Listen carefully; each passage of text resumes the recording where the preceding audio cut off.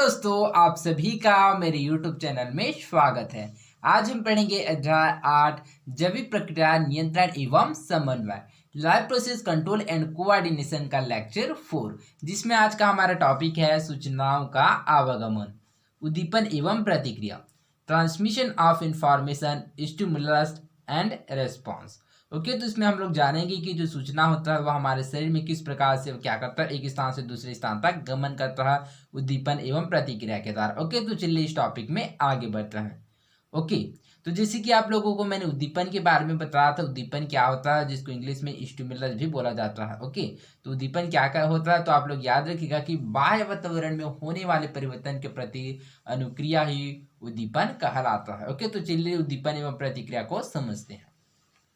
विभिन्न बाह्य एवं आंतरिक स्रोतों से कई प्रकार की सूचना हमारे शरीर को अलग अलग तरीके से प्रभावित करती रहती है। ओके, तो इस प्रकार से क्या है, बाहर के वातावरण से हमारे जो शारीरिक अर्थात जो सूचना होता है वो हमारे शरीर को अलग अलग तरीके से प्रभावित करता है।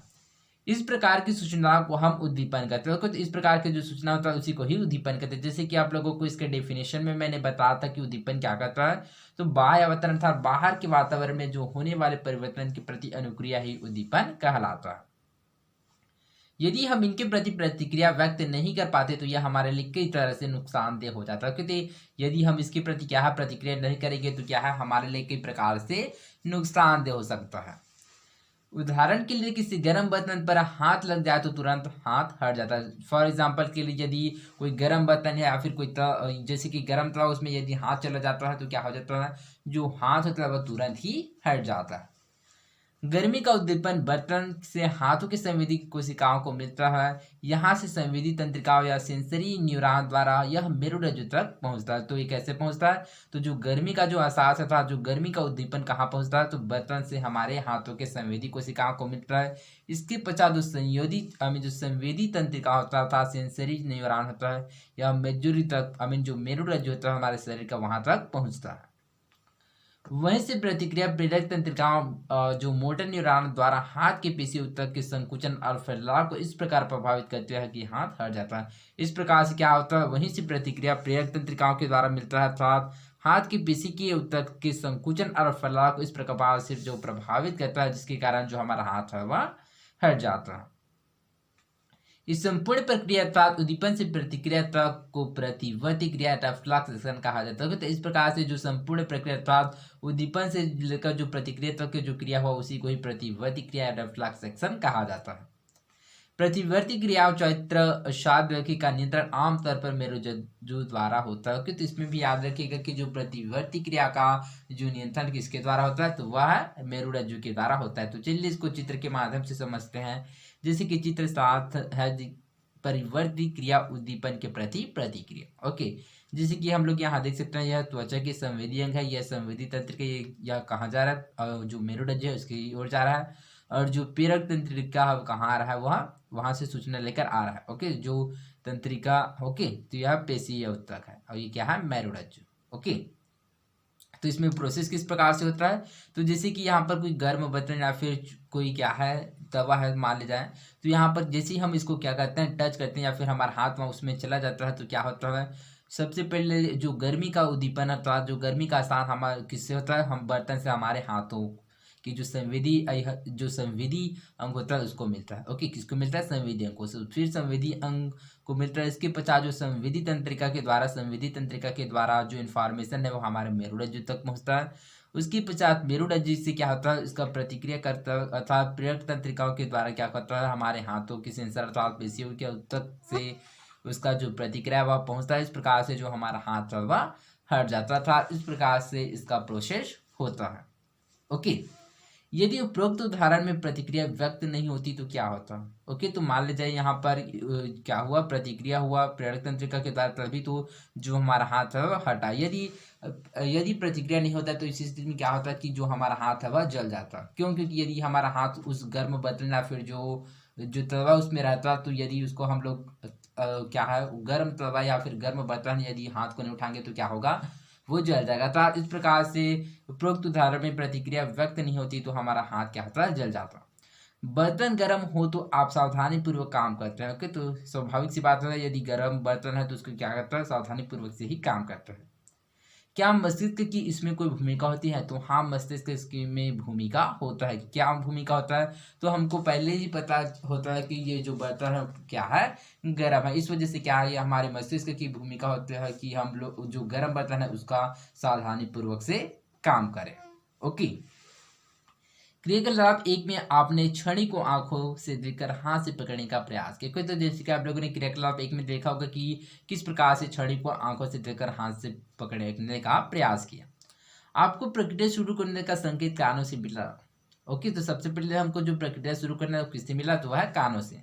आंखों और कानों से प्राप्त सूचना या उद्दीपन के प्रति आपकी हाथ के द्वारा प्रतिक्रिया व्यक्त की। ओके, इस प्रकार से जो आंखों हमें जो आंख और कान की से प्राप्त जो सूचना था वह उद्दीपन के प्रति अपने हाथों के द्वारा प्रतिक्रिया व्यक्त किया गया।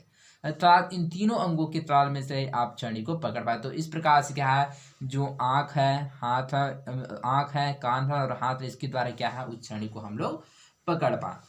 सोच कर बता, इन तीन अंगों के अलावा शरीर के और कौन से अंग इस प्रक्रिया में भाग लेते हैं? तो जिस प्रकार से हम लोग इसमें देखें कि जो त्वचा के संवेदी अंग होता है, जिस प्रकार से गर्म बर्तन या फिर कोई तवा में क्या होता है, हाथ चला जाता है तो हमारा हाथ क्या हो जाता है, हट जाता है। तो इस प्रकार से क्या है, इस प्रक्रिया में भी जैसे कि त्वचा के संवेदी अंग में जो संवेदी तंत्रिका होता है, यह भी इसमें इस प्रक्रिया में भाग लेती है।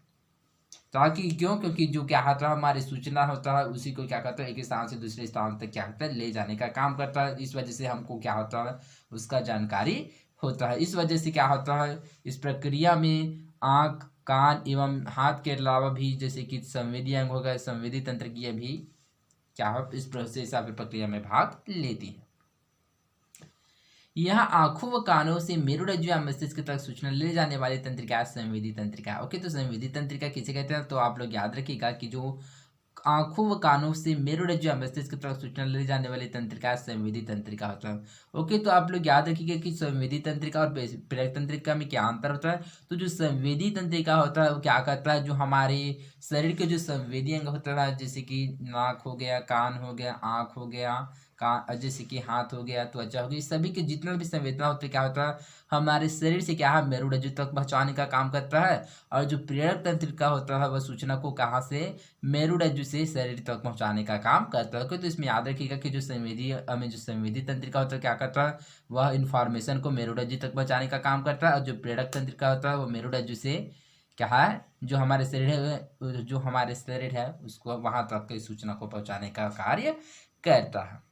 ओके, जबकि मेरुरज्जु या मस्तिष्क से हाथ की पेश मांसपेशियों तक प्रतिक्रिया करने के लिए सूचना पहुंचाने वाली तंत्रिका प्रेरक तंत्रिका। ओके, तो इस प्रकार से जो प्रेरक तंत्रिका क्या होता है, तो जो हमारे मेरुरज्जु या फिर जो मस्तिष्क से जो सूचना है उसको क्या हमारे हाथ की मांसपेशियों तक प्रतिक्रिया था, जो हमारे जो बॉडी के जो भाग है वहां तक पहुंचाने के लिए काम आता है, उसी के बोलते हैं प्रेरक तंत्रिका।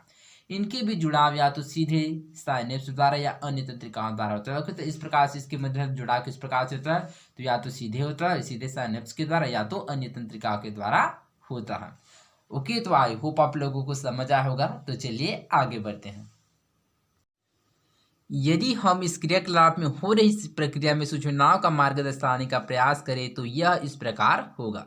ओके, तो इस क्रियाकलाप में जैसे कि हम लोगों ने दिखाया था किस प्रकार से जो सूचना होता है वह हमारे जो हाथ की मांसपेशियों से लेकर मेरुरज्जु तक जाता है, मेरुरज्जु से वापस हमारे हाथ को क्या होता है, उसका एहसास होता है। अर्थात इस प्रकार से इस प्रक्रिया में हो रही जो प्रक्रिया है उसको सूचनाओं का मार्ग दर्शाने का प्रयास हम लोग इस प्रकार से कर सकते हैं। तो चलिए इसको चित्र आठ के द्वारा समझते हैं। जैसे कि चित्र आठ में प्रदर्शित किया गया है सूचनाओं का आवागमन। ओके, तो इसमें हम लोग जानेंगे कि जो सूचना होता है उसका जो आवागमन किस प्रकार से होता है।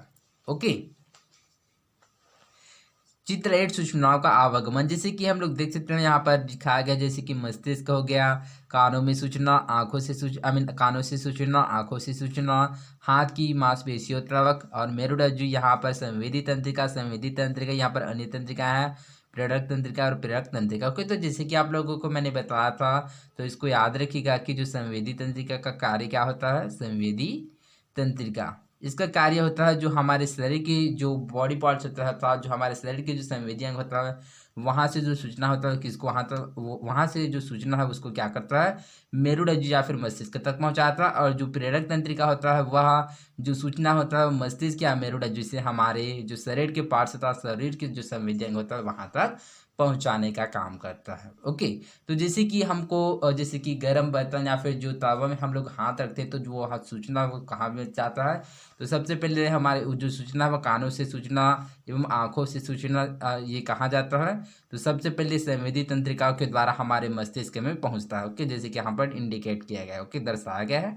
सबसे पहले कहाँ जाता है, मस्तिष्क में उसके जाने के पश्चात या अन्य तंत्रिकाओं के द्वारा मेरुरज्जु में जाता है।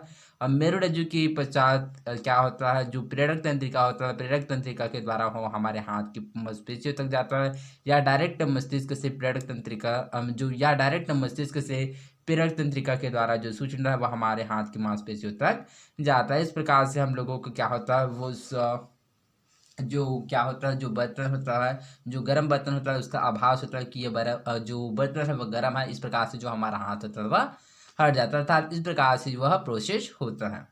ओके, तो आई होप आप लोगों को समझ आया होगा कि किस प्रकार से प्रोसेस हुआ। तो आप लोग याद रखिएगा कि जो हमारे संवेदी अंग जैसे कि कान हो गया, आँख हो गया, जिससे सूचना कहाँ जाता है वो संवेदी तंत्रिका के द्वारा आप मस्तिष्क तक जाता है। मस्तिष्क के पश्चात क्या है, जो सूचना होता है वो डायरेक्ट प्रेरक तंत्रिका के द्वारा हमारे हाथ की मांसपेशियों तक जाता है, या इस प्रकार से भी जा सकता है जैसे कि मस्तिष्क से अन्य तंत्रिकाओं के द्वारा मेरुरज्जु में, और मेरुरज्जु से क्या होता है, प्रेरक तंत्रिका के द्वारा जो सूचना है मतलब हमारे हाथ की मांसपेशियों तक जाता है। इस प्रकार से हमको क्या होता है, जो बर्तन है वो गर्म होने का जो बर्तन होता है वह जो गर्म होता है, इस जो बर्तन गर्म होता है इस प्रकार से जो हमारा हाथ है वह हट जाता है। ओके, तो आई होप आप लोगों को समझ आया होगा कि किस प्रकार से जो हमारे शरीर में सूचनाओं का आवागमन होता है। क्या आप जानते हैं, कई बार डॉक्टर घुटने के जोड़े पर रबर की थोड़ी सी हल्की चोट कर दर्द और दबाव के अनुभव का पता लगाने की कोशिश करते हैं।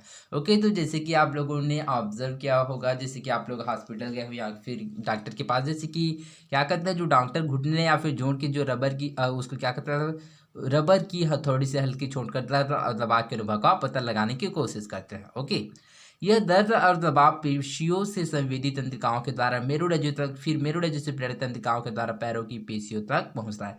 यह किस प्रकार से पहुंचता है, तो जो दर्द या फिर जो दबाव होता है कहाँ पहुंचता है, संवेदी तंत्रिकाओं, अर्थात संवेदी तंत्रिकाओं के द्वारा क्या है, मेरुरज्जु तक, फिर मेरुरज्जु से प्रेरक तंत्रिकाओं के द्वारा पैरों की पेशियों तक पहुंचता है। जिस प्रकार से चलिए इसमें डायग्राम में हम लोग समझते हैं, जिस प्रकार से कि हाँ यहाँ पर आंखों से सूचना एवं आंखों से सूचना एवं कानों से सूचना, ये क्या होता है, हमारे संवेदी यहाँ से संवेदी तंत्रिका के द्वारा कहाँ जाता है, मस्तिष्क में जाता है। मस्तिष्क में जाने के पश्चात जो सूचना होता है मेरुरज्जु में जाता है। मेरुरज्जु के जाने के पश्चात जो सूचना होता है प्रेरक तंत्रिका के द्वारा जो हमारे बॉडी पार्ट्स होता है, शरीर के भाग होते हैं वहाँ तक जाता है, जैसे कि यहाँ पर हाथ की मांसपेशियों तक। तो ठीक इसी प्रकार इसमें बताया गया कि जो दर्द और दबाव पेशियों से संवेदी तंत्रिकाओं के द्वारा मेरुरज्जु तक, फिर मेरुरज्जु से प्रेरक तंत्रिकाओं के द्वारा पैरों की पेशियों तक पहुंचता है।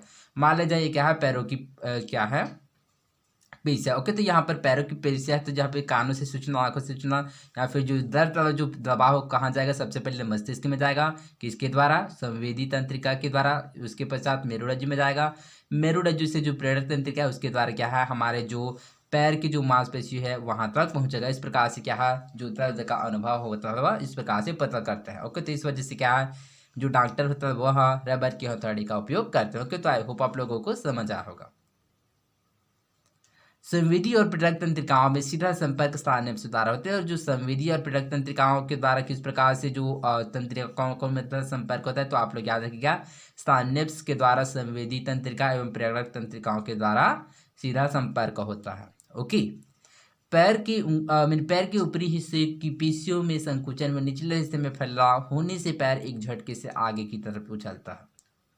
मेरुरज्जु से सूचना मस्तिष्क तक अन्य तंत्रिकाओं द्वारा पहुंचती है और दर्द का अनुभव होता है। इस प्रकार से जो मेरुरज्जु से जो सूचना होता है मस्तिष्क तक अन्य तंत्रिकाओं के द्वारा पहुंचता है और दर्द का अनुभव होता है। इस प्रकार से क्या होता है, जो सूचना का होता है, जो आवागमन होता है। ओके,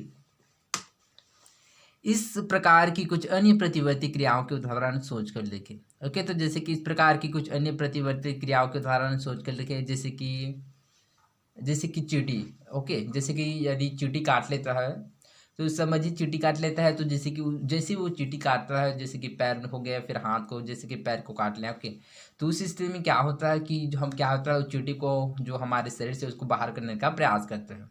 अर्थात इस स्थिति में क्या होता है, जो हमारा जो सूचना होता है ठीक इसी प्रकार जैसे कि हम लोगों ने ऊपर डायग्राम चित्र 8 में देखा था, तो ठीक इसी प्रकार जो कानों या फिर जो आंख से सूचना कहाँ जाता है, मस्तिष्क से जाता है, मस्तिष्क से डायरेक्ट कहाँ जाता है, हमारे पैर की मांसपेशियों तक जाता है, या फिर वह मेरुरज्जु से जाता है, फिर मेरुरज्जु के द्वारा पीड़क तंत्रिकाओं के द्वारा हमारे पैर तक जाता है। इस प्रकार से क्या है, उसको हम लोग हटाने का प्रयास करते हैं, अर्थात इस प्रकार से इसका प्रोसेस या फिर जो प्रक्रिया वह होता है। अचानक सुई चुभने से अचानक सुई चुभने से हाथ एक झटके से हट जाता है।